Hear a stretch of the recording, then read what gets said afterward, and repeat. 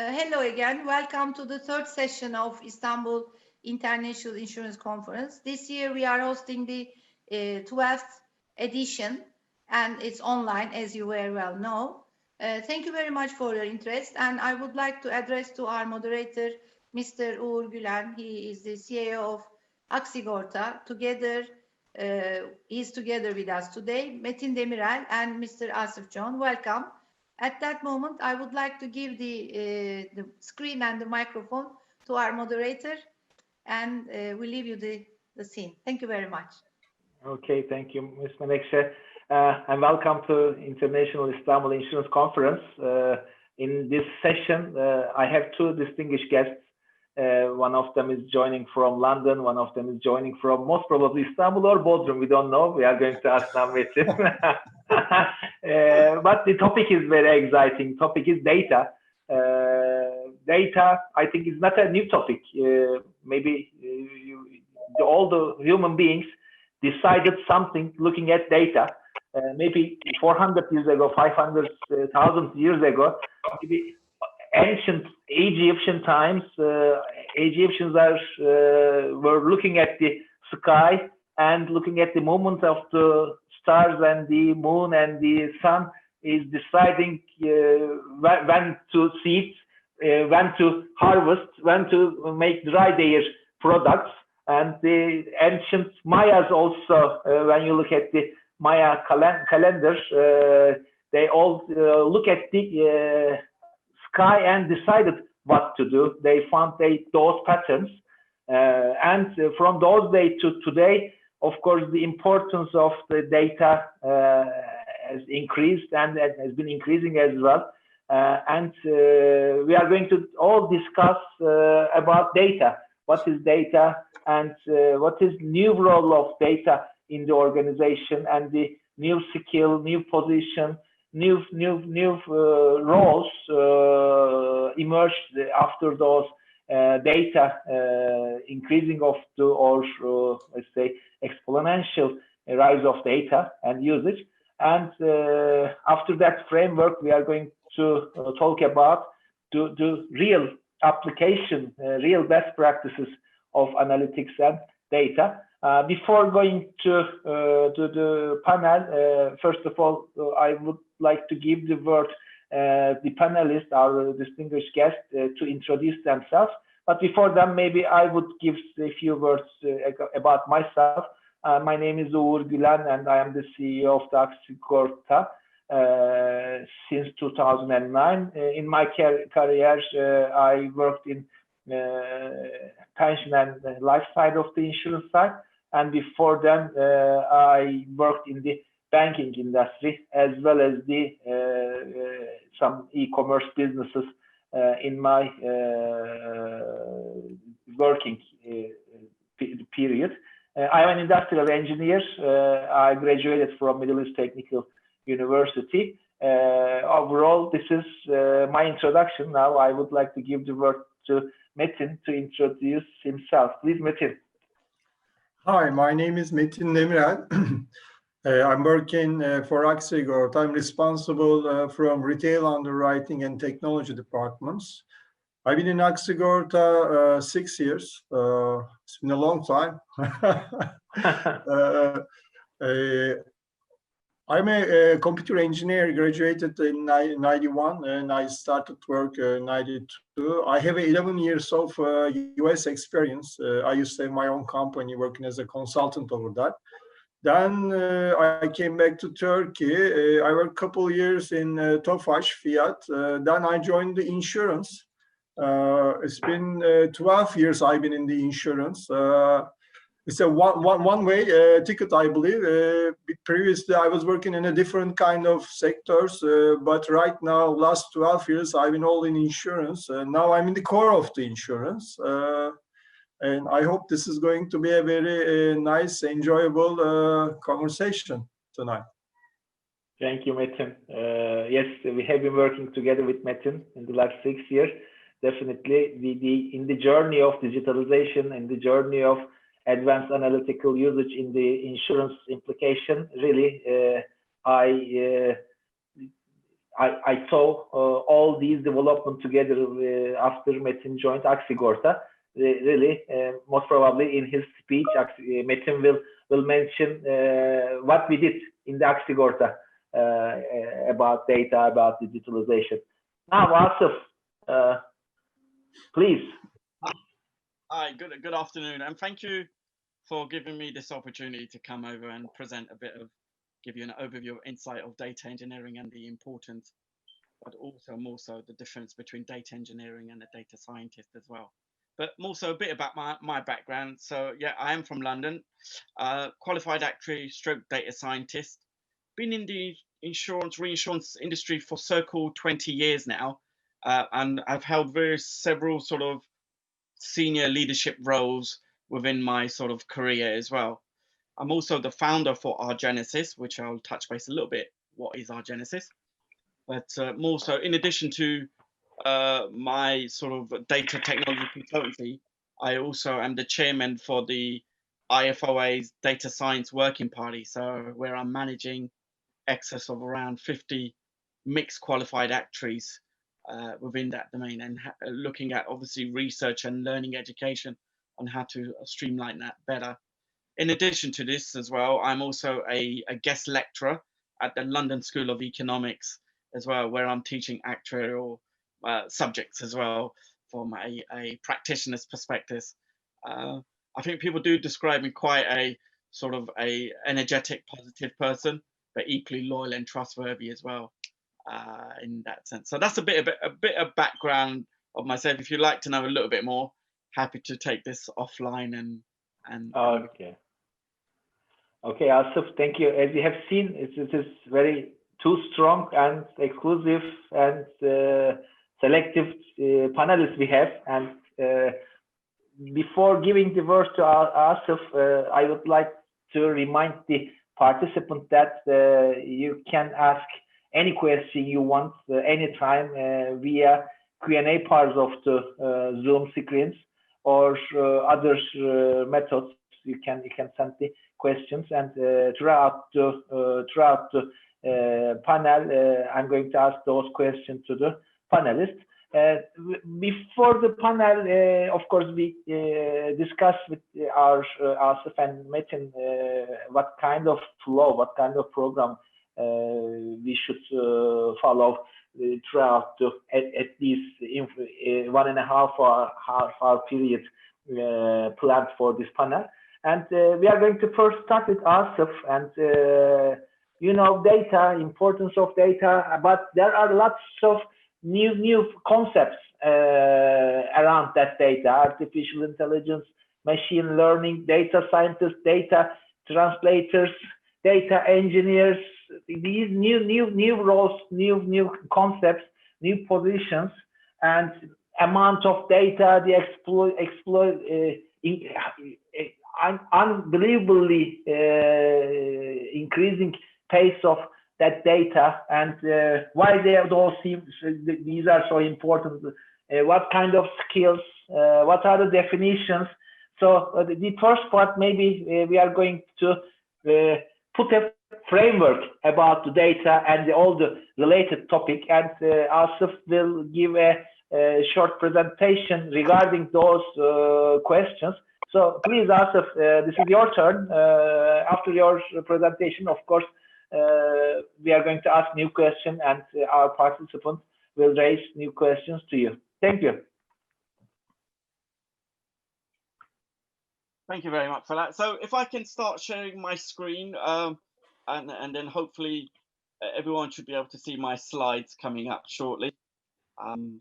So today's topic is about data engineering. So just to give you the takeaway today is really just to give you an overview of the importance of data, give you the importance of hardware usage, give you the importance of the difference between a data engineer and a data scientist, really, and also where is our industry going towards.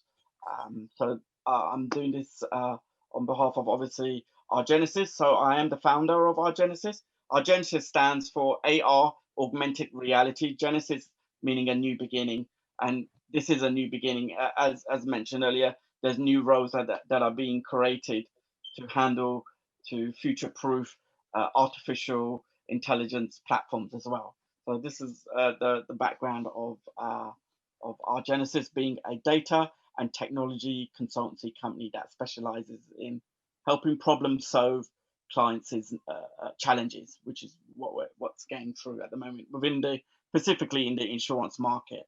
And as you can appreciate, also that there is a lot of noise in the market, right?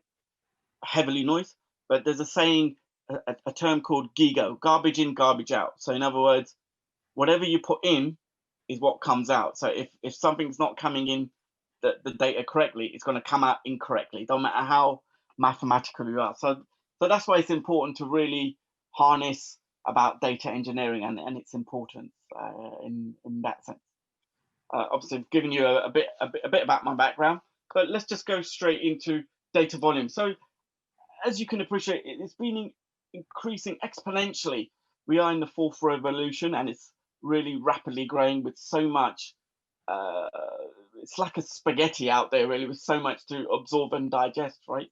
But whereas over 20 years ago, when there used to be Lisp programming, this sort of information couldn't be computed because of the power of data. Yeah, and these were the challenges even 20 years ago when we were struggling to handle processing data information and capitalizing it into the computer, so managing your RAM. So these were really challenges around 20 years ago as well, really. Though the concept of AI was around 20 years ago within the Lisp programming, but processing couldn't be handled due to fuzzy logics side. So this is why it's so changed now to 20 years ago to now as well, really. Now, even again, Python languages such as R or even other sort of languages have also been around for around circle 20 years, but due to a number of reasons, we're unable to optimize it as I've mentioned as well, really. But today we have multi-core processes, which can obviously, as well as which can be also handled using GPU, which is graphical processing units. So today, this is what's available. Really large amounts of multi-core processing is available, and GPU, which allows us today to handle and manage big data. Whereas historically, what used to really happen is people used to use statistical sampling and write some books on how to sample your data and do some articles. So that is now changed now. So since that time, so therefore now we can compute more power with data available, right? Which will help really and truly the combination of AI and data scientists over time as well.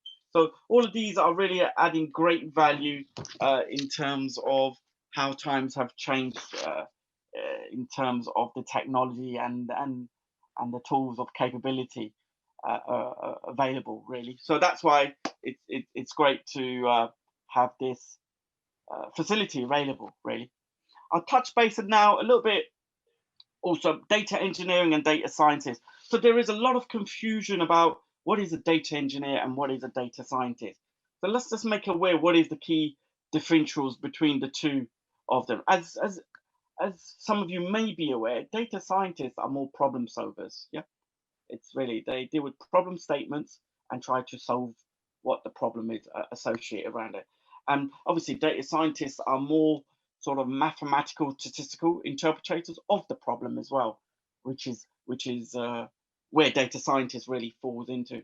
Whereas data engineers slightly bring it, so they'll deal with sort of multi-sources of data to compute and to analyze, and that's really the difference in terms of a data engineer. And they use different tools as well, such as Hadop or even Spark as well. So there's different tools of what I use within data engineering part as well. Essentially, they're both very strong discipline areas. It's like mastering them is like having two lifespans to master them. That's how different now. As I mentioned earlier, I mean, this is just giving you an overview, so I won't be able to go in more technical detail, but it just gives you the differentials between them to to handle. And in summary, data engineers is all about consolidation of multiple sources of data, where all the data points are coming from, and how to consolidate them to create the right dimensions associated with that. So that's really the fundamental difference between it in that respect. Talking a bit about hardware usage, so multi-cores and multi-threads. Most important about hardware usage is, which is going to break down into really two parts, really, individuals and organizations. Yeah. So organizations obviously deal with large data potentially, and they compute a lot of power, but they also now use cloud as well. Now, the thing about the cloud range, there are some good advantages now, which is going on, such as the SQL server, where you can have it as a like a pay-as-you-go, rather than have your traditional hardware usage. And it can also manage multi-core and GPU, graphical processing units, to run. And that allows you to run really sort of complex machine learning sort of algorithms, even such as dealing with neural networks, which is to do with the unknown territory of understanding your data points in that sense. So, you know, there are different ways of, you know, how things can now be managed rather than the traditional way of hardware. So that's what's really available. Whereas the individuals, it's a bit different. So what I mean by different, in the sense of they typically might use their own laptops to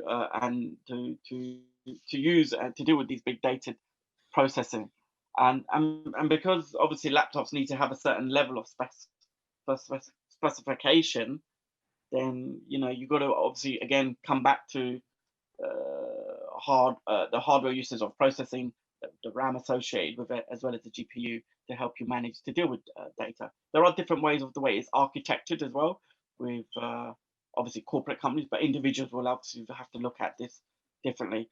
And just like there is a difference, obviously, with different professions as well. So it also depends on the professional type. So if you're an auditor firm or if you're an actuaries, you know, they have different data. So you have different hardware usage that is required for you to have as well, really. So these things are very common to identify from the beginning as well. There's also a dependence on hardware usage, the language we use as well, because there are different languages we use. And the three common ones I'm going to mention are R, Python, and Spark. Now you could have a combination of Python and Spark called PySpark, but these languages are dependable on the usage of the hardware that you're going to use, because not all of them are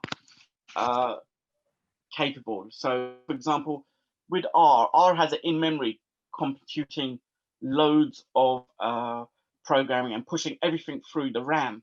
Now, obviously, there's different versions of R, right? So there's the normal R where you have it, then you've also got the micro R as well. So that where you can download data, because obviously it's got other components within the Microsoft program. So, but R in general always computes in memory, and that's challenging really in that respect. So that's why it's important to know with the hardware usage what languages you're going to be using really.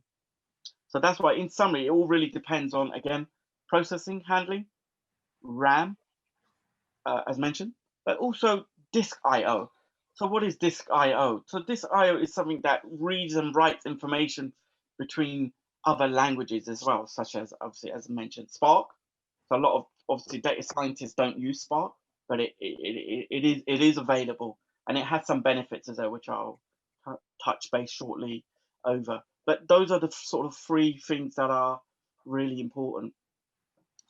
For example, in R deals with multifacets, but however, with Spark, it has the capability to deal with large data sets, running it through in memory, and in RDDS, so specializing in handling how you handle your data. So these tools are really important from inception when you're managing big data sets on what tools you're going to be using. So it's really important to understand all of these different type of languages to determine what hardware usage you do need in that respect as well. Okay, so moving towards the future. So you know, data science it's changing a lot, right? So you know, there is the future is going towards the AI sort of platform capability. So you're having self-service dashboards as well, or common data services associated with that, which are subject to the time, because I'm also conscious of the time. We may be able to show you a glimpse of how that works, but more so, the other colleague will show the AI capability, which he will touch base in his presentation around that. But it's about really how can data interact with each other and to provide data insights. You know, it's like having a flight mode, right? So how can that all work on a flight mode with everything working in real time, really? There is Microsoft Graphs that are available, but more so tree structures are really going towards that. So it's not like the typical SQL, the way you process your data points. So by creating a MS single data, like a river of data, it helps doing your EDA aspect. So that's where the tree structure helps, really. And EDA stands for exploratory data analysis, so analyzing your demographics associated with your with your data set. Moving to the next slide. I appreciate this is quite a lot going on in this diagram, but for the purpose of this, I'm not going to discuss here about data scientists. Yeah, I mean, this could be discussed separately, offline separately, or we can run specifically a separate one for data scientists within this sort of diagram that I'm showing. But this is more focused about data engineering and how data engineering complements the data scientist in which way. So we're going to discuss obviously the common things associated with data engineering. Now, this data engineering is common across not just specifically for insurance, which is what we're here for, but also across other industries as well. So that same principle mechanism is the same, really. So let's talk about a typical thing. What would happen is, let's say we've got a head of analytics and a data scientist, and they're trying to solve a problem relating towards their business. For example, like ultimate loss ratios, yeah? There's a skewness within the ultimate loss ratios. So it does need some attention. So therefore we need to investigate, okay, what kind of features, stroke, and dimensions do we need to get together? So when we're talking about those sort of dimensions, this is where we're really talking about where the data engineer comes in and helps, brings the data points together and brings it alive in that sense, yeah? Because obviously if a data scientist is using a traditional, let's say a GLM model, yeah, which is a dependable variable on the independent, so then, you know, you're dealing with multiple data points there to handle. So this is where, you know, we're trying to, on behalf of a data scientist, collect this data. We need a data engineer to consolidate that. So this is where some of you may be aware, it's the center screen where it shows the master data, which is the finalized data sets, and of it the pure end result of what a data scientist or actuaries will be using as a point of collecting the data. But behind the background, obviously, the data engineer obviously collates the data points across it all. So this is what this is called, the master data. Typically, it starts on a 2x2 sort of data table to help analyze it. So it's quite really a flat table which is used.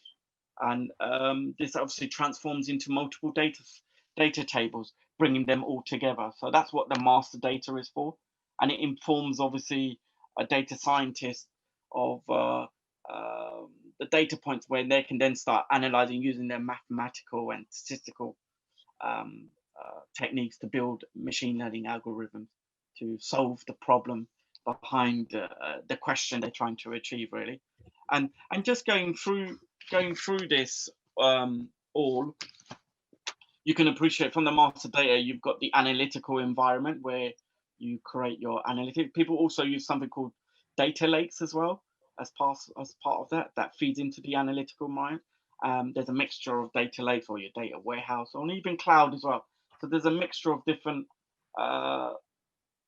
consolidations that is produced to develop the master data sites. And in this diagram, you will also see a collective of intelligence of all the really multiple data points that are collected, that is then collected to feed into the master data, really.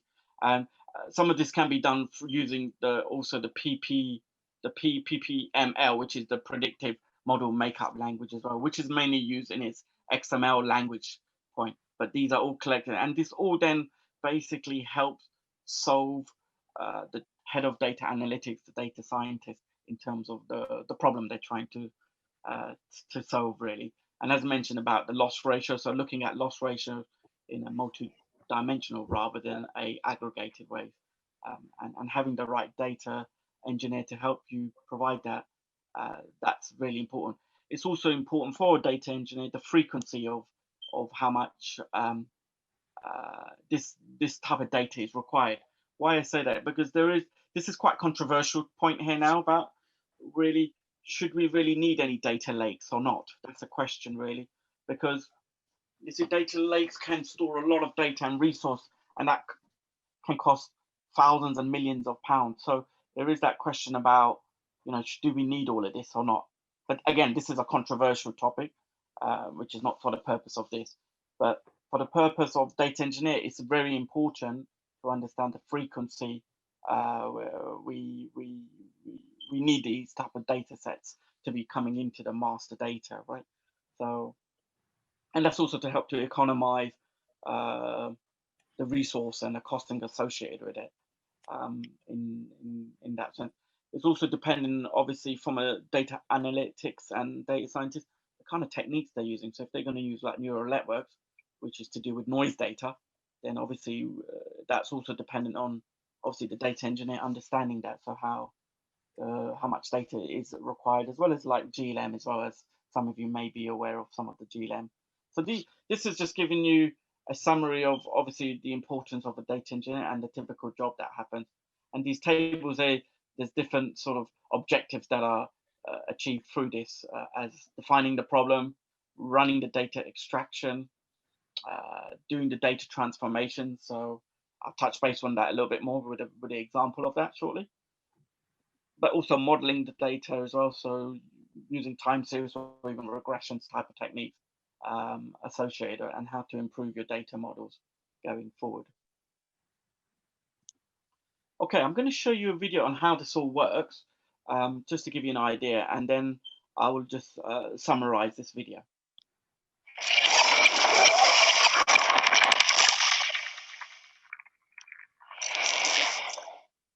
Welcome to our river of data. We call it the river because for us, data is the new oil, and it has to be refined in order to bring the most value out of it. We refine raw data received from a variety of sources through a set of filters that have been designed by actuaries, data scientists, and IT professionals.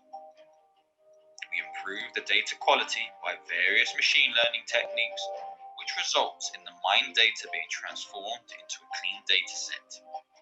A data set that is ready for downstream data processing, as seen in the video. This cleaned data is received by the second stage filter that explores the data using simple statistical techniques and unsupervised machine learning such as PCP and LDA. The exploratory data analysis helps us understand the structure and maturity of the data set so that we can understand and plug gaps in the data before applying any advanced prediction or classification techniques. Once we are satisfied with the structural integrity of the data set, we then pass it through to the next filter. We develop state-of-the-art supervised machine learning classification and prediction models using techniques such as GLM, XGBoost, and many more. These models are constantly improved with our in-house data science research laboratory team. At our final filter, we transform the machine learning models from the last phase into artificial intelligence.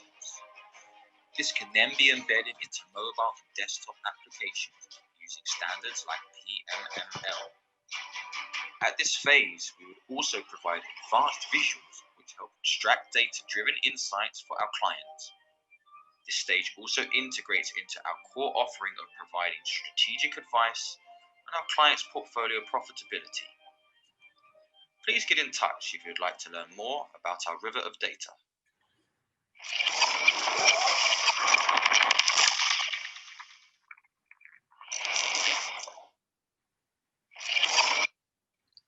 So this is how really and truly, when you're talking about from the left-hand side, the raw data, where as that video was demonstrating the importance of why data engineering important and how it complements data scientists as well in that respect, in terms of the data being into the master data, as I mentioned in the previous slide as well, right?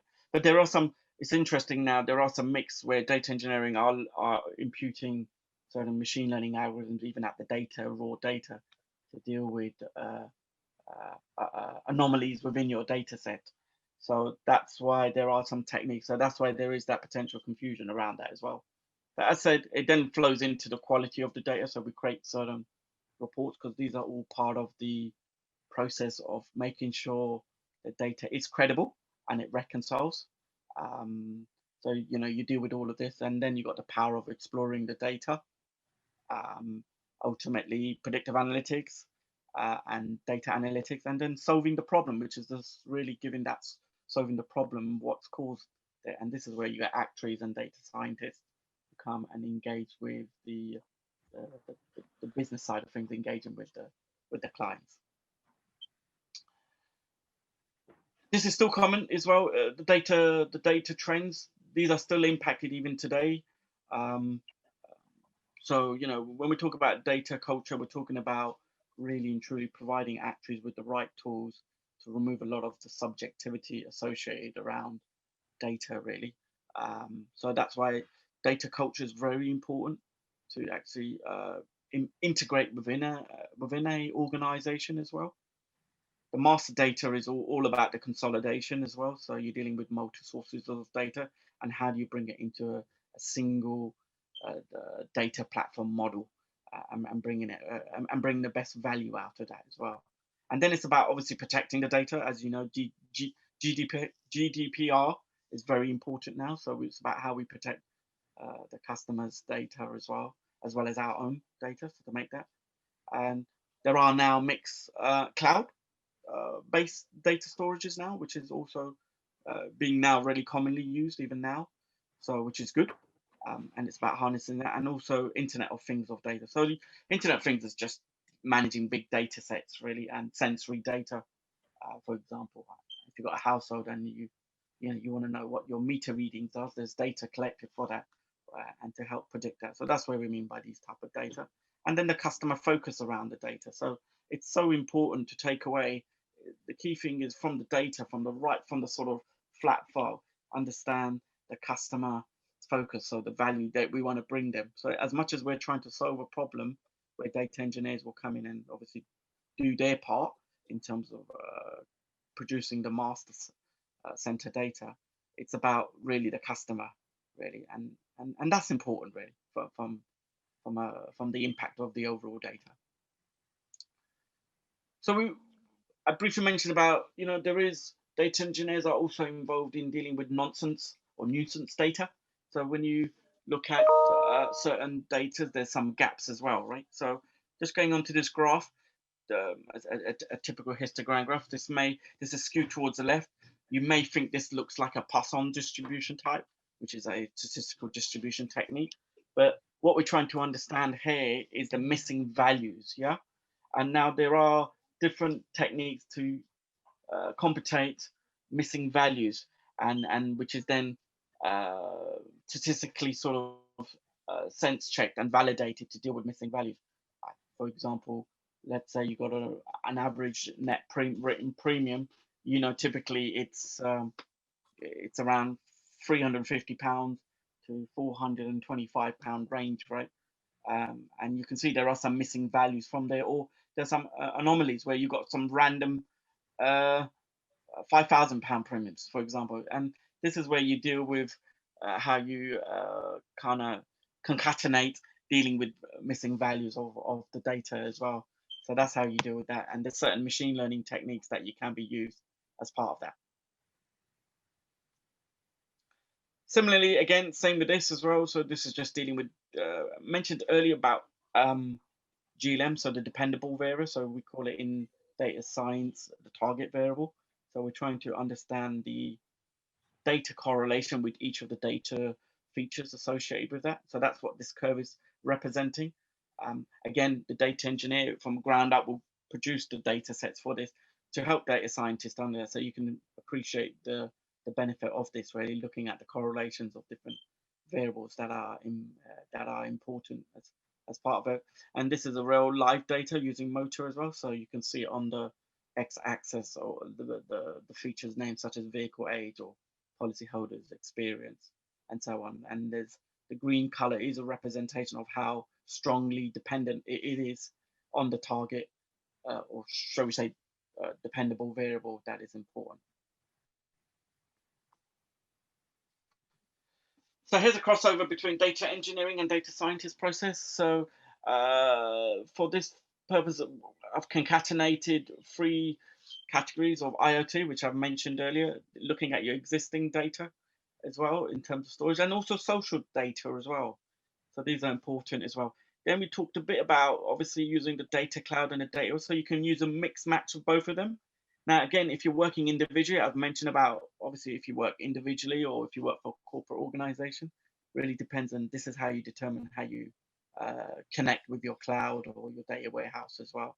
And we create small projects from this that produce obviously value for the clients, really. And then you need to have the right team here. So data engineering, data scientist, data analytics lead as well, data architectures, you need the right team to help you fulfill these problem solving, what we're trying to do at the end, which then leads on to really and truly your data analytics. So there's different tools out there like Power BI, which is run by Microsoft. There's also R-Shiny as well, which is, or Jupyter. There's different analytics tools that you can use. Analytics is very important, especially given, despite what's happened with the COVID-19, the pandemic. This is where your data analytics would really show value. And you need data engineers really to create your master data behind it to manage it. And then this then falls into your machine learning. So where if you're dealing with a preset data sets or not, but it runs the algorithm around it to build that. So machine learning, you can look at it like an umbrella, right? Where it's got multiple folds of techniques and it runs that sort of algorithm behind it, which then leads on to artificial intelligence. So over a period of time, it becomes more of an AI, artificial intelligence, which then solves the problem for clients on the final one, really, in terms of what they're trying to achieve. So this is why this crossover between data engineer and data scientist process. This is a generalized framework around how that all works. Yes. Some of the commercial values of Asif, maybe at that point, maybe we can give a break, and up to that point you gave provided very valuable information about data and how the process has been going on, starting from raw data to processed outcomes. Maybe at that point we can give us the word to Metin in order to tell the business implication of those processes, those flows.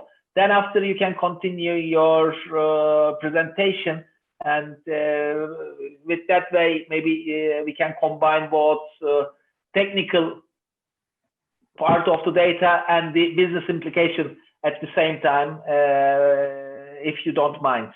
Yeah, absolutely. Yeah. So Metin, I would like to give the word to you now. Asif is very well really described what an engineer, what a scientist is doing, and what is happening behind the scene. But in front of the, let's say, audience, in front of the customers, in front of the shareholders, you have to do something and you have to apply and you have to give a lot of decisions looking at the data, and you have to see the impact of those new decisions, intelligence decisions, on our P&L, on our market shares, on our underwriting results, on our underwriting margins. Maybe at that point, could you tell us how business side of the data is going on? Sure. First of all, thank you, Asif. I start to remember my university days, you know. But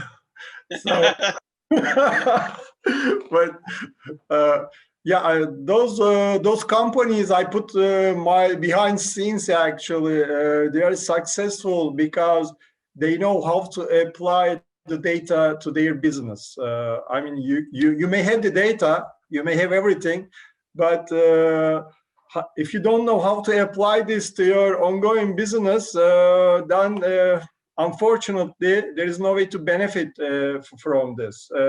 But you can see the companies at this moment, you know, at this point, those are the most valuable big companies, especially after the COVID. They become more successful because they know how to use the data, how to actually integrate, embed that data, that knowledge to their core business.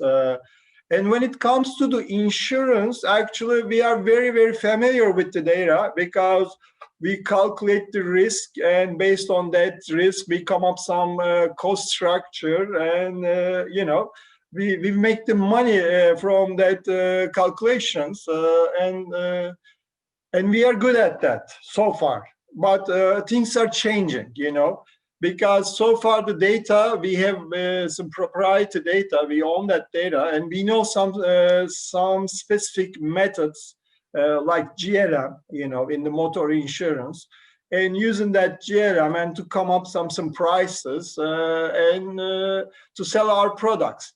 But the time is changing because, as Asif mentioned that, okay, the AI was there, the machine learning was there before, but it wasn't commonly available.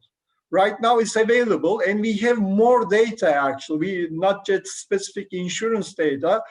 We have a lot of data, related data, regarding to the people and their behavior and everything. So if you approach this in a classical way, unfortunately, you are behind in the competition, and you go uphill, actually. So you got to find a way to change your legacy structure to apply this to core business. It doesn't just start with the data. It also starts with some digitalization in your processes as well, because you may come up some algorithms in the data, but if you cannot apply this to your operations, unfortunately, that data doesn't that valuable anymore. What we are doing, I would like to give some specific examples. Right now, okay, we apply a classical GLM method to calculate our cost and risk in the motor insurance, specifically motor insurance, because motor insurance is the biggest market share in the retail in the Turkish market. And it may change in 10 years, we may talk about that, but at this moment, it is the biggest, it's a bread and butter of the companies, you know. So you have to be successful in the motor insurance. And I'm sure Asif lives in London. That aggregator market over there also shows that the motor insurance is the driving point of this. So applying the classical GLM gives you a success at a certain point, but GLM is not enough, you know, because you gotta do more, especially in this environment. We are living in a roller coaster environment, especially in Turkish market, because as you guys know, the FX rates and everything's impacting our calculations, risk calculations here. We are also adding another layer, machine learning layer on top of the GLM. So that machine learning layer actually completes the missing part of the GLM right now. as you know, Uğur Bey, after we applied this GLM, we gained 2% market share in the MTPL. And the recent calculation shows our loss ratio is pretty competitive, actually. We didn't lose anything, but we gained. So this gives us a big advantage. But that's not an easy thing to apply. First of all, you have to change your team structure, because if you work with the data engineers, data scientists, IT, underwriters, business together, in the hierarchical organization silos, unfortunately, it is very difficult or almost impossible to apply this kind of things. That companies, you can see in my back, actually work in a different way. So what we did, we changed our retail underwriting hierarchy to the Agile way. We created squads. In that squads, actually, there are actuarial guys, there are underwriters, and there are data engineers, there are the, data scientists, and there are also some IT people, developers and business owners. First time it was difficult to, to work all bunch of people from different background and different silos. It was very challenging. But after a couple months, 6 months, actually, especially with the COVID, after people release from that company structure and they stuck at home, those guys on those squads become kind of very good collaborators or partners or friends, whatever you call it. And we the machine started rolling, In 6 months, actually, we come up with 3 tariffs implementation, and each of them was a great success for us. I mean, I wasn't even expecting that's going to be happen. But in order to do this happen, first of all, okay, data engineers is out there. They know the data. They know our table structures and everything. Data scientists out there, they know how to actually apply the algorithms, machine algorithms, and figure out. And also actuarials out there, and there are very difficult to work people, by the way, because I've been leading this actuarial team and underwriters almost 2 years. They know very well what they know, but they like to work solo, because that things is very, very specialized. But that knowledge become valuable when they come together, actually, because if they are not together, if you run them in a silo mode, it's like a lost in translation. Everybody asks something from other person, and it starts like blaming to the other person, Okay, I didn't do this because of that. And they say, okay, I did this, but I don't know what exactly that field means, kind of things going on. But these guys, when they work together in the squad, and it's a tremendous, after a certain period of time, of course, and after a lot of how am I whining and dining, let me put it that way, it became a tremendous synergy, tremendous, unbelievable, suddenly those data scientists and data engineers start to understand the business, or actuarial guys start to understand the benefit of the machine learning. And another thing, IT people also understand how to embed those things in the operational system, because you can find anything, like, for example, this machine learning AI we are applying to our MTPL traffic product is calculating more than 60 variables. Some of them are synthetic variables in 1 second. This is very, very important, because when the customers try to get that product, actually it is like a bidding, on the screen they compare the prices. Price is the only thing, when it comes to this compulsory product. And if you cannot do that calculations in a 1 second, you're out of that bidding, So they start to understand, our data engineer or IT people start to understand, okay, if you're going to do this calculation, you're going to do this in a quick way. And you have to actually integrate this to the operation. Otherwise, nobody going to say in 5 minutes, I'm going to give the better price. Especially we have the 10% market share, and this 10% market share, you cannot actually come to the specific price request.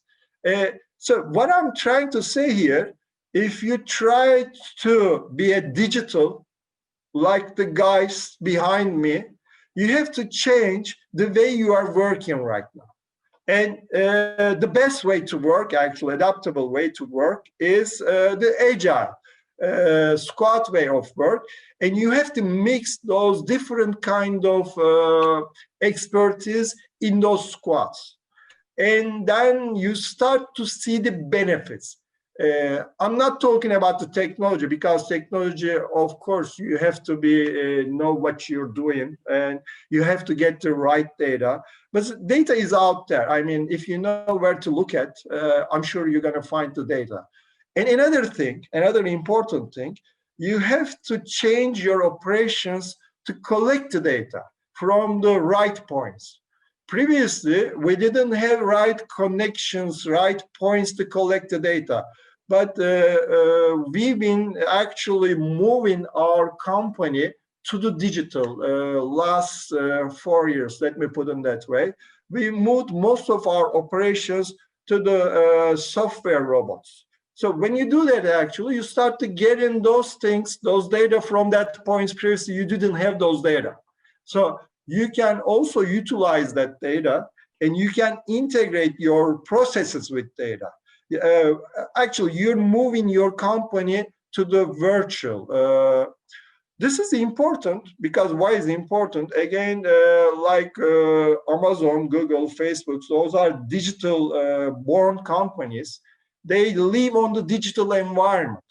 So in their processes, in their everything, they know how to use the data, they know how to collect the data, and they know how to actually feedback those information to their processes. So as a legacy company, like an insurance companies, we have to learn this. In order to learn this, actually, we know how we should apply to digital assets or wherever is applicable to move ourselves to the digital.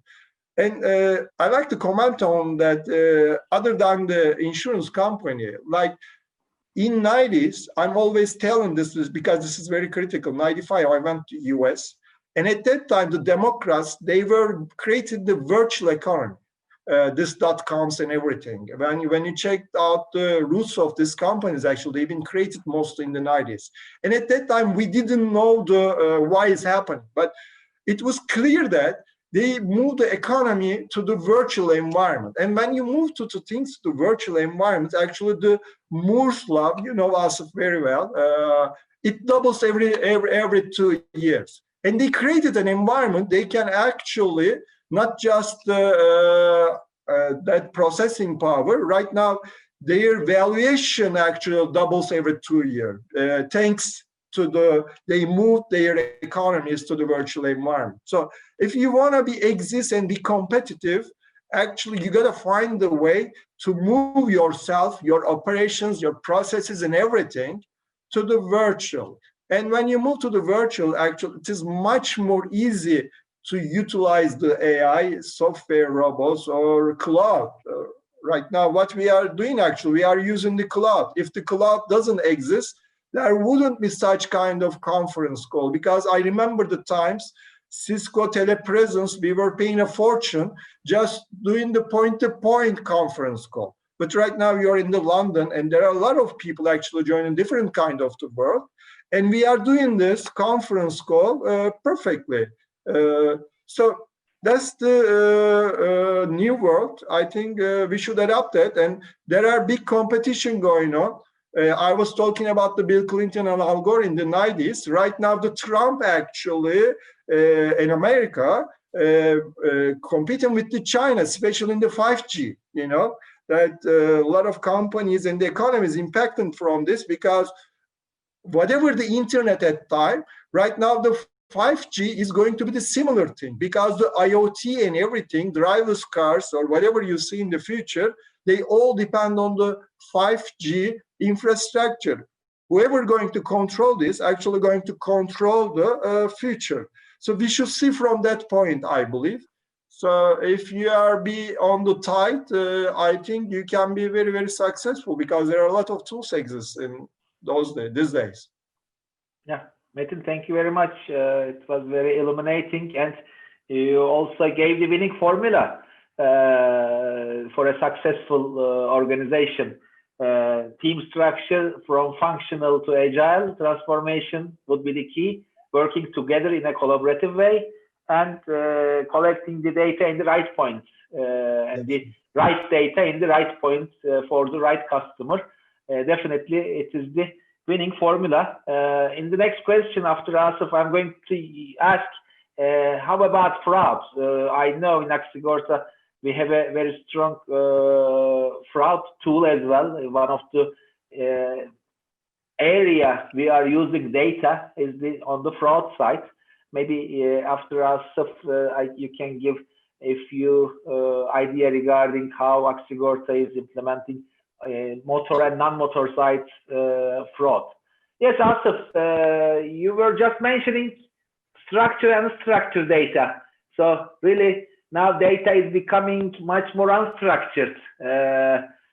Maybe in the past, most of the data was structured data, but today pictures, texts are becoming much more important, even the social media data. So there are lots of structure. Really the ratio between structured and unstructured data, most probably the unstructured data is growing more than structured data. So what do you think about it? How do you continue?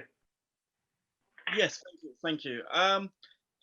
That's quite to differentiate between structured and unstructured. Unstructured is quite a detailed topic about that, and perhaps I can answer it more detail further. But in summary levels, obviously you're dealing with unstructured data, so such as image processing as an example, or on how your data is scattered as another example to deal with unstructured data. But there's different techniques as well to manage unstructured data. So I mentioned earlier about neural networks, maybe using propagation techniques. So I appreciate it might be a technical term, but again, I'm happy to have that separately, a DL. Cool. But the way neural networks works, it's got sort of multiple permutations it deals with, behind it all, and it looks at all the sort of kind of data points associated with that, and it creates obviously output values from that, really. So this is where you might use unstructured data to look at as one of those type of techniques for also in that sense. Now, for the purpose of this, what I was showing you on this slide is really and truly once the data engineering side is all being consolidated, you can see some of the real business value as well in terms of what it can bring alive for everybody, right? So this is a typical reserving. As some of people who already are online would understand, reserving is always done on triangulation basis, and from an audit perspective, that's interpretable and readable and easier to sign off, right? So, but the challenge you have is now there's so much granular data now. How do we bring the best out of granular data as well, right? And to see what value can it add. So what we're doing here is we've got concatenations of different peril types, and within the peril types is how do you then concatenate those peril types within there. So there's something called a deviation of an average profile, which basically means is you look at the average variance difference to cluster them together. So this is a clustering technique on this diagram here, which helps improve the data. So therefore, in summary, what you're doing is you're using both your aggregated assumptions as well as your granular assumptions, and to determine the reserving allocation that is required. And with this exercise that we've run, we've improved it by around 13%. So in very layman terms, what that means is instead of having a liability book of £100 million reserved for your IBNR and IBNER, you may only need 87 million because it's improving it by 13% here.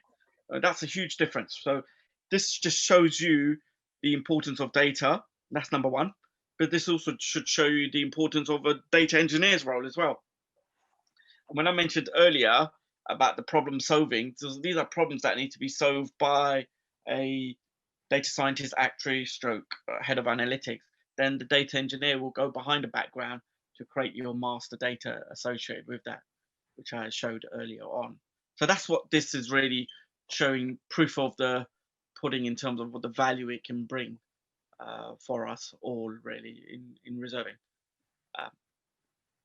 The next one is really AI. So I mentioned earlier about, there's some real big power plays in there like Google or Apple, even Facebook and Netflix and power.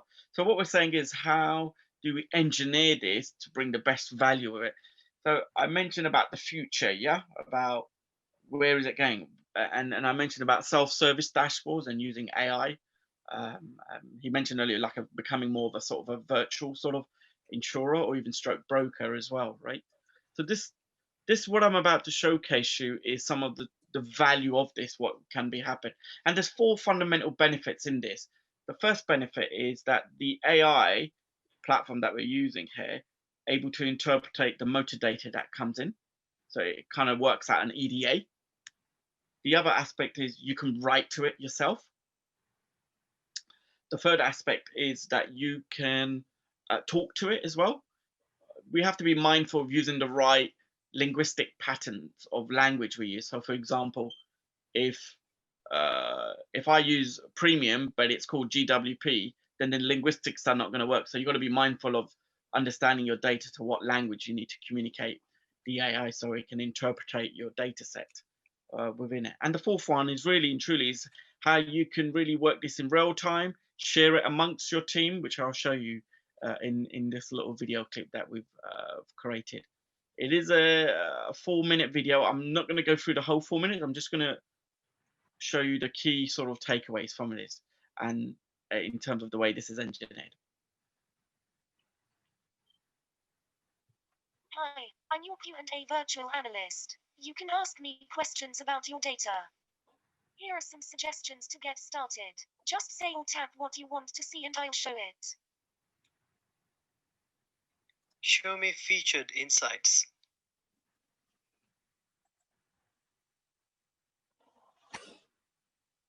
Here are some insights I found. In Insight 1, I found that accident frequency shows seasonality. Here is accident frequency by accident date excluding null. It shows accident frequency shows seasonality.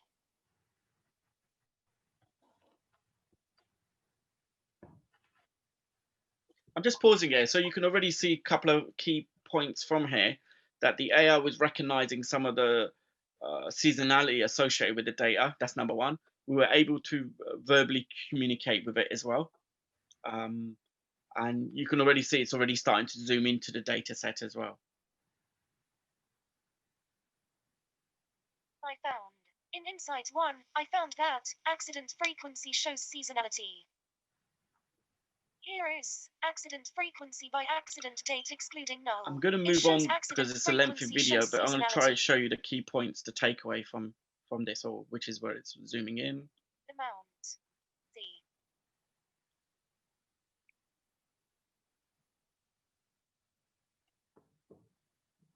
Here is accident frequency by accident year, accident month. Here.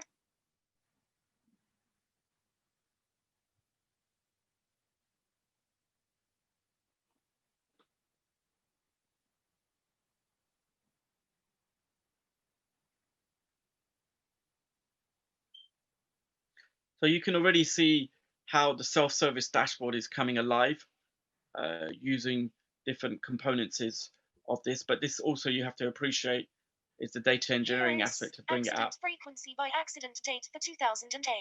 It shows accident frequency for accident year 2008. And this is your AI talking based on the data. Here are some insights.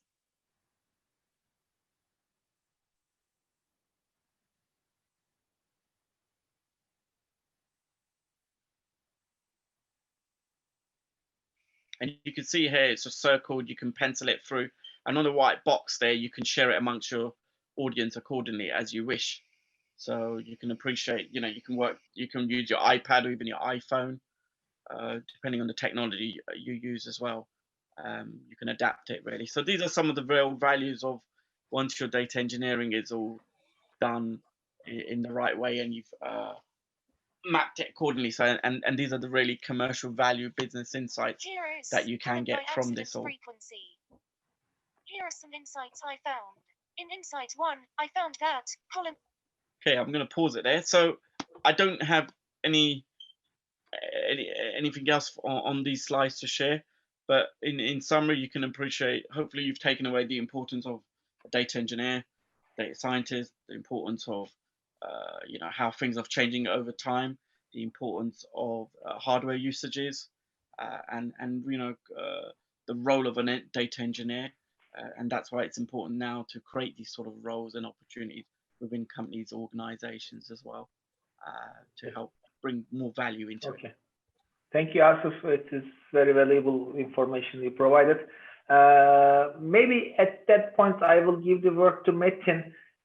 So Metin, I know we have been using data for very different types of decision-making points. One of them, I said fraud. Maybe you can give some words regarding fraud, but other than fraud, we are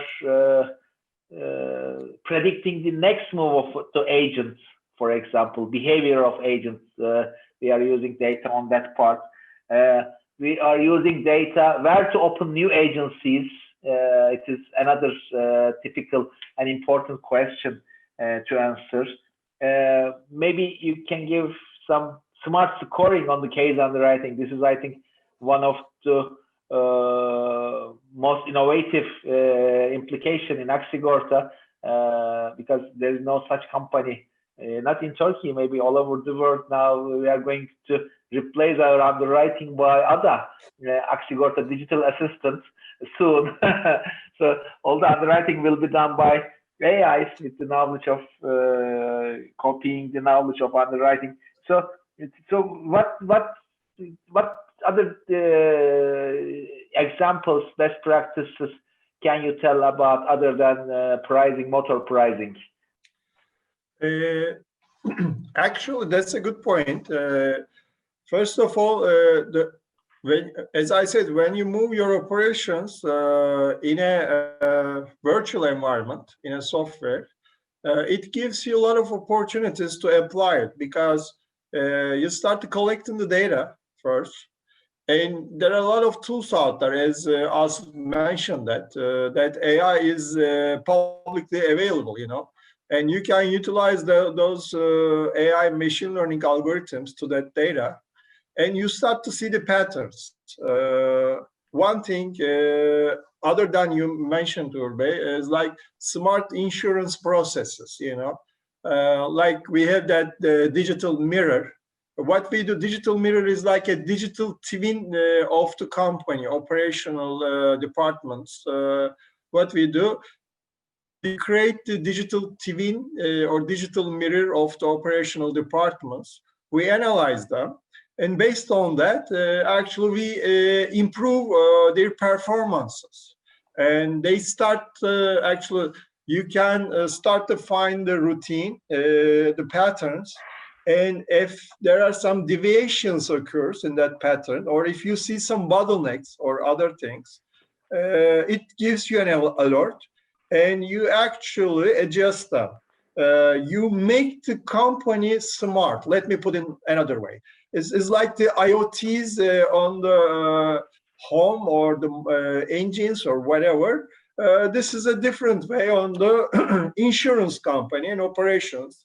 Or other things like predicting the agency behaviors. Because when you start to collect data, and especially Turkish environment agents, they are multi-agents. They're like brokers. They work with different companies. It is very, very important for us to understand early prediction of their behaviors, because they directly impact us in order to get some advanced actions to avoid or increase their performances. Again, the main point, you can apply this in everywhere.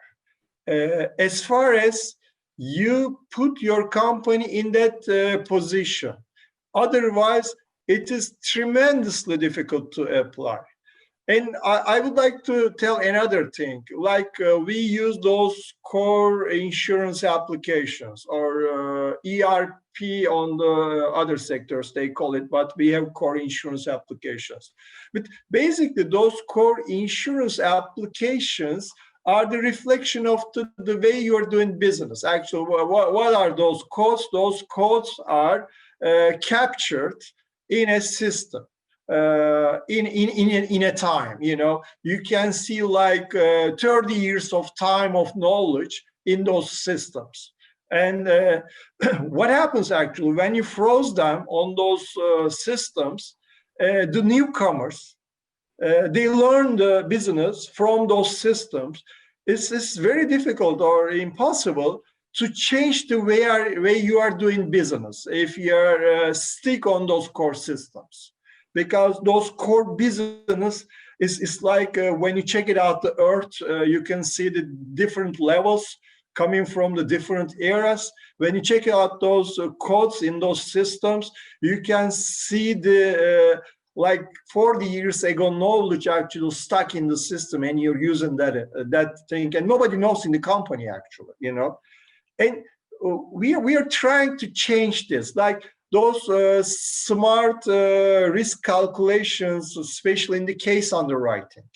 This is the new thing, and I think that's going to be a kind of one of a kind thing.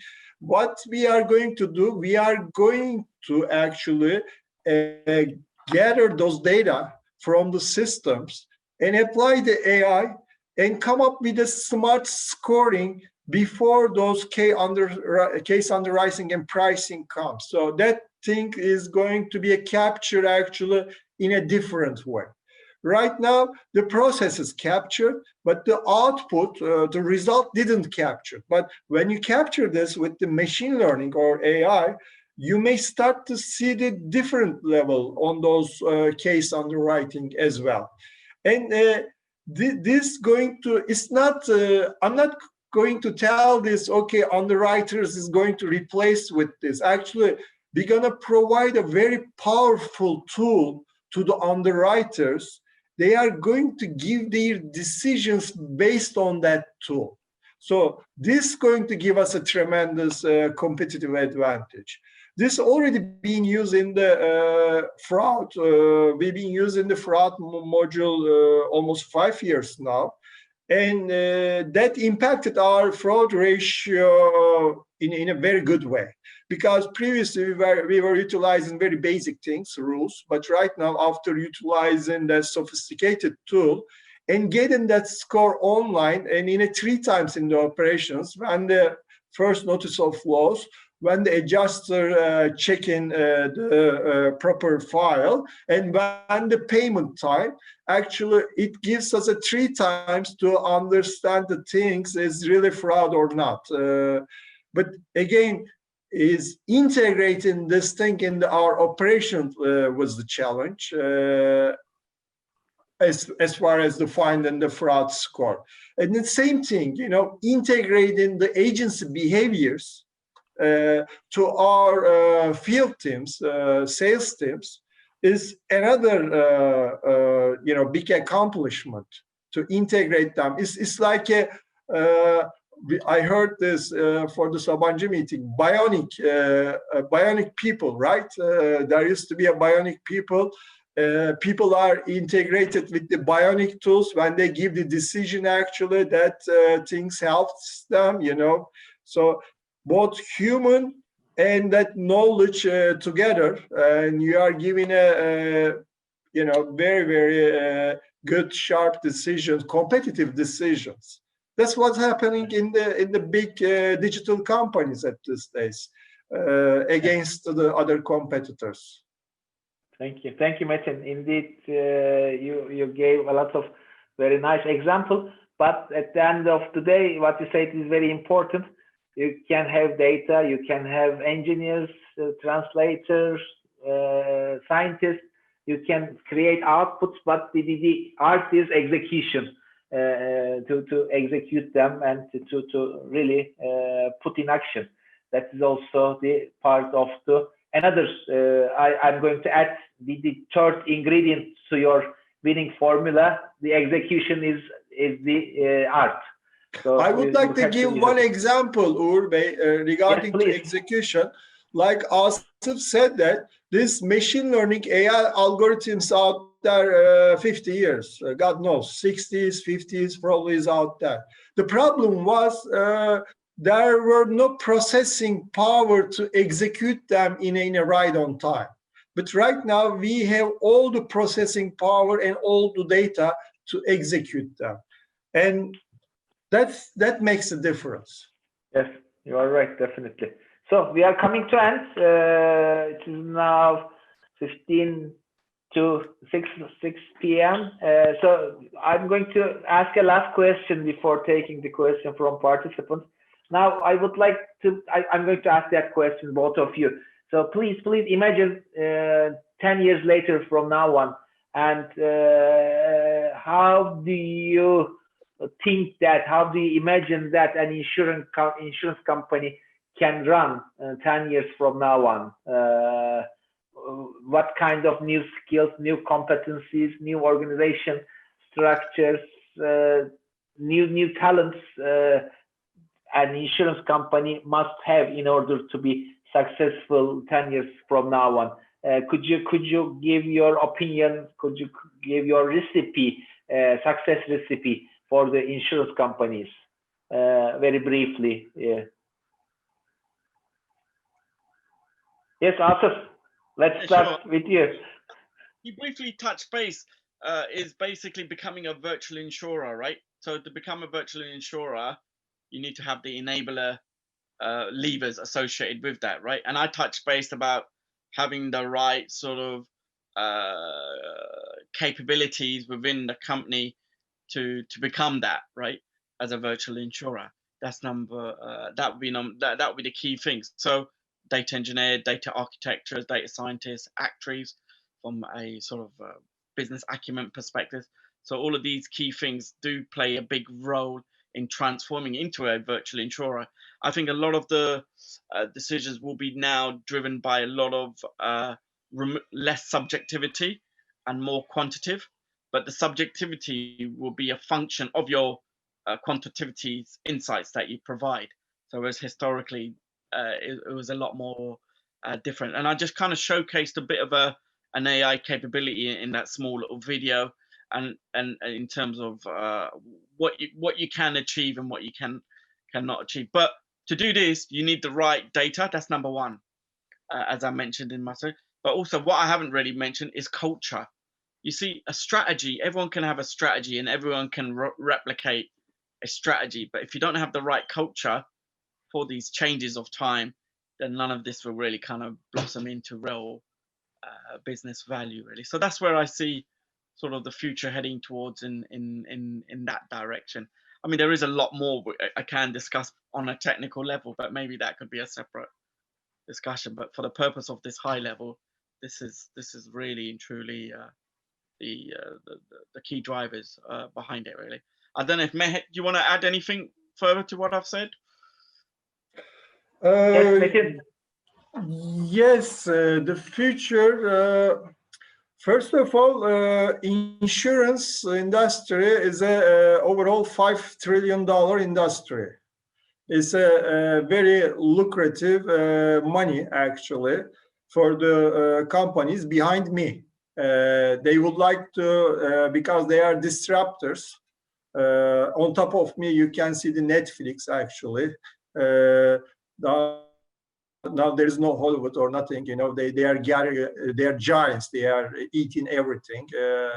As you know, Google over there with the YouTube, and you know, so they are they are like a hunters and looking for the disrupt the big value and get those their chunk from that. And $5 trillion is a big value. You know, we are talking about like the economy, like the Japan economy. Each year, $5 trillion out there, and the motor is around like close to the 1 trillion, is 900 billion or whatever. Maybe Asif knows better than me, but and we are talking about the driverless cars in 10 years. So motor business is going to be becoming like a commodity. So that part is gone, you know. Now, $1 trillion probably going to shrink like $200 billion or whatever.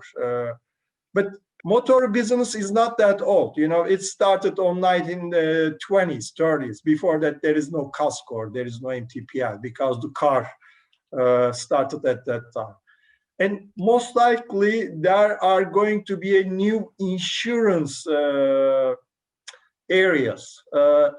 So in order to insurance companies protect their wealth and the position, they need to become like a technological companies or ecosystems or whatever. They need to find to utilize their power with the stakeholders. Before because now the regulations are protecting us, but after those regulations, there is a very, very lucrative market out there, you know. So the others can prey on us. So we should be very, very careful. And I think that the best way to change the company, we should change our organizations. That's why those tribes, squads, and that kind of things are important, because those are like embedding those technology inside the knowledge. So it gives a different kind of breed. Whatever the future, that we should be embed our technology, not just the technology, technological people like data scientists, data engineers, IT people, inside our business people, like core people, actuarial people, underwriters, or sales. Then you become very, very powerful actually in the virtual environment, and you can be a very good partner for the other guys. That's all I can say. So we'll see, we'll live. Yeah, thank you, both of you. Definitely, life is changing, technological changing is driving the businesses.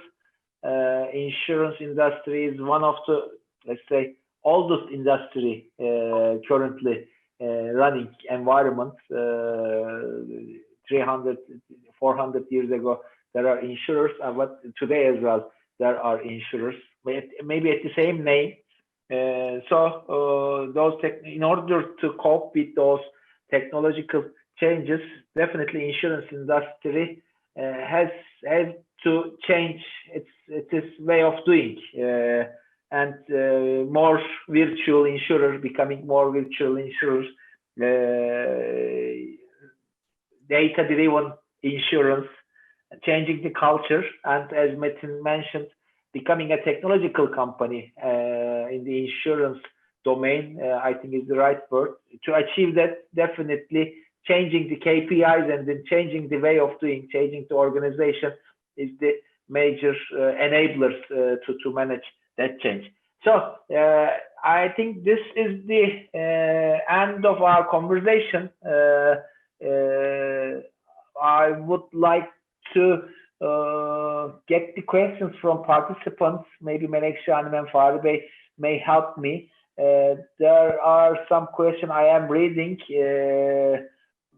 but please, you see. Maybe, yeah, Menekşe Hanım, maybe you can manage the questions for me. Okay, as you wish. The first question is addressed to Metin Bey from Aşkın Düşündere. Hi, Metin Bey. How did the introduction and implementation of the new AI applications and use of new smart tools affect your operational processes and employees and middle managers who are responsible for a streamlined routine tasks? Okay, that's a very good question. Yeah. Actually, our company growing very fast since I joined, right? It's doubling, but our employee number is steady actually. Last 5 years, our employee number didn't increase. And on top of it, I believe there is also big importance on that one. When we move our operations, our other Aksigorta digital assistant, that also impacted the motivation of the people as well. Our employee engagement score is very high.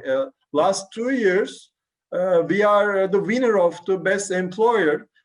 I think this also may help to support the employees, because for a human being, doing a routine task, operational task is a torturous. So given those things to the robots, software robots, and actually for the human being actually alone in an area, they can use their creativity and see the results, give them a tremendous motivation. We start to use the AI recently. We've been working on that a year now, but in a full scale, we start to use recently, and we see the tremendous impact. Unbelievable, you know, that impact is out there, is tremendous.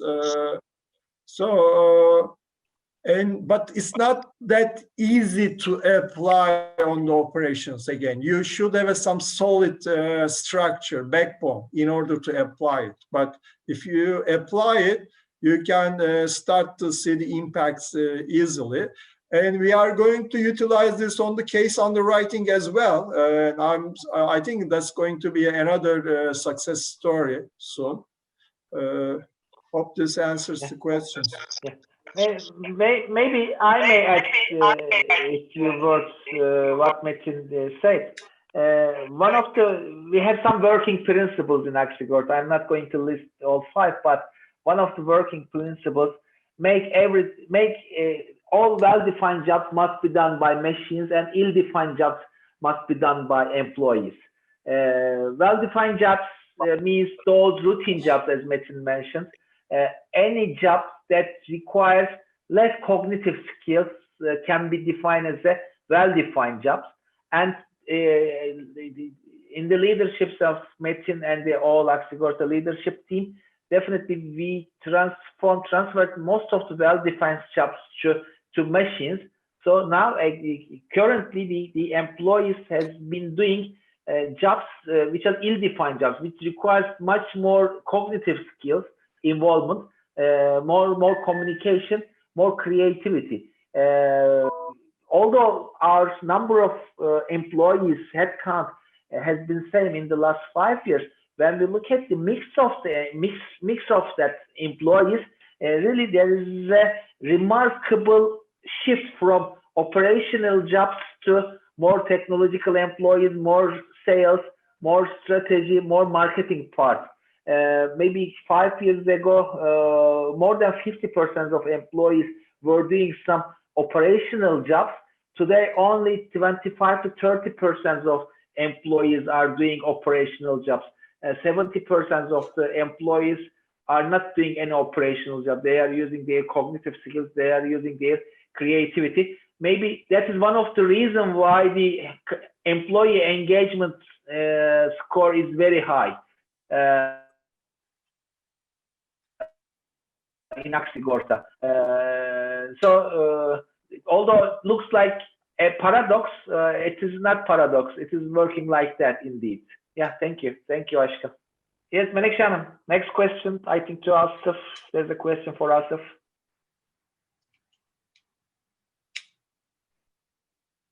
Yeah, what's the question? I think Menekşe Hanım dropped from line. Let me read. How would you embed data governance into data engineering process without endangering speed and agility? That's a very good question. So it's interesting, this question about data governance, right? Because I managed, as the chairman of the data science within the Institute of Actuaries, we have a work station called Professionalism, Ethics and Regulations. Yeah. So it's so important that as I mentioned, garbage in, garbage out, there needs to be a governance framework around it. in terms of how do we know this data is credible, you know, is it standardized in a way? And it's about adopting similar things what we've had as within our actuarial code, something called the TAS 100, which stands for the Technical Actuarial Standards. Yeah, so there is a framework on knowing how credible the data is. So we need to adopt that type of thing. There's also, even in the European Parliament Council, which happened in, I think it was in April 2016 approximately, where we're talking about protection of the nature of persons processing personal data and making sure there's no sort of free movement with such data as that as well. So there needs to be that kind of within each company's organization. So there need to be some sort of adaptation around it. And obviously, as we know about the GDPR as well, as an associate around it, and making sure customers are treated fairly, and also the data is obviously protected in that respect as well. There's also an ethical side of it, of your data, in terms of sort of integrating this within your sort of data governance as well, because you're going to need all of this. Now, there's no sort of magic wand in which way it needs to be done, but what you have to be mindful, there needs to be some principle framework that needs to be adopted within a organization associated with that. As well as that, there needs to be obviously knowing the techniques that you use. So if you use GLM versus neural networks, they're two different things. I mean, GLMs you can backtrack, but neural networks has some challenges because it goes into an unknown territory called the hidden layers behind it, where it creates permutations of different outputs, and there's no way of backtracking it. So you've got to be mindful about how do you govern that data in that respect, really. And each organization will maybe have its own adaptation, but maybe there might be within the sort of regulations that where there needs to be some form of framework around it, that where it's more uniform across the whole countries or industries across that. I hope that's answered their question, but I'm happy to have that a more further detailed conversation around that if needed with the person who works. Thank you very much. Uğur Bey, Fahri Bey has asked a question from the chat box. Okay. The panelists can only use chat box. Fahri Bey, would you like me to read it, or would you like to read yourself? Please read it. To the panelists, to both of you or all of you, how do you adopt a pricing tool with incentive-based model in online by using these new techniques and data? So I think this would be more for me as being an actuary, right? So when you mean incentive tool, can I just clarify? Are you talking about more new business renewals incentives, right? Is that what you're talking about there? Is that what you... Campaign, and also some other incentive and additional commissions and so on like this. Okay. I understand that, yeah. So your pricing is one aspect in understanding, looking at your rating structures and the discounts and loadings associated with that rating structure, right?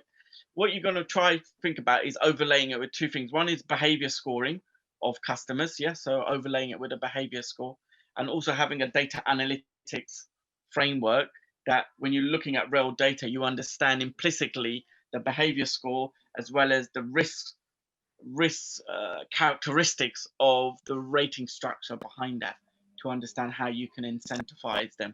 Let me, obviously things have changed in the UK law now, because the FCA have said something about new business renewals, and so new business and renewals need to be the same price.